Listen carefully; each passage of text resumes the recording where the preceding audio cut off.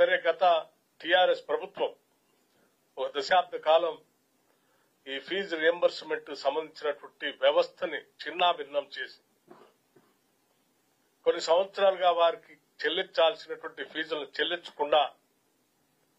Accumulate చేసి ఆ భారాన్ని మాకు వారసత్వంగా ఒప్పచెప్పిపోతే వారు విచ్ఛిన్నం చేసినటువంటి ఆర్థిక వ్యవస్థను గాని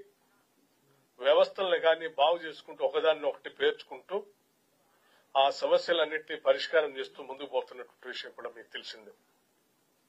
అందులో భాగంగానే ఈరోజు ఈ రాష్ట్రంలో ఉన్నటువంటి ప్రైవేట్ కళాశాల యాజమాన్యాల సంబంధించినటువంటి సమస్యల్ని ఆయా కళాశాలలో చదువుకున్నటువంటి విద్యార్థుల భవిష్యత్తును దృష్టిలో పెట్టుకుని ఆ సమస్యని సానుకూలంగా పరిష్కరించాలని, అది భారమైనప్పటికీ ఇబ్బంది అవుతున్నప్పటికీ కూడా సానుకూలంగా వారందరితో చర్చించి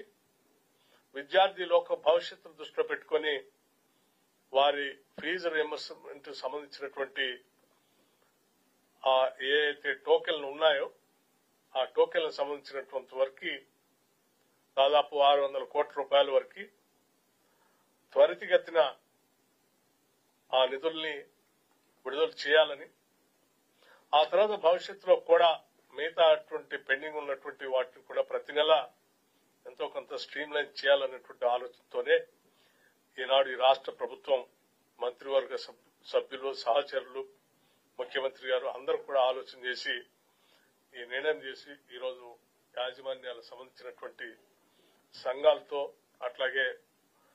ఈరోజు సుదీర్ఘంగా నిన్న ఈరోజు చర్చించడం జరిగింది. వారు కూడా సానుకూలంగా స్పందించి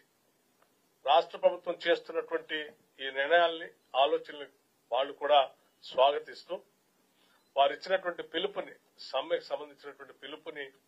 విరమించడానికి ముందుకొచ్చినందుకు వారికి కూడా నేను హృదయపూర్వకమైనటువంటి ధన్యవాదాలు, అభినందనలు తెలియజేస్తా ఉన్నాను.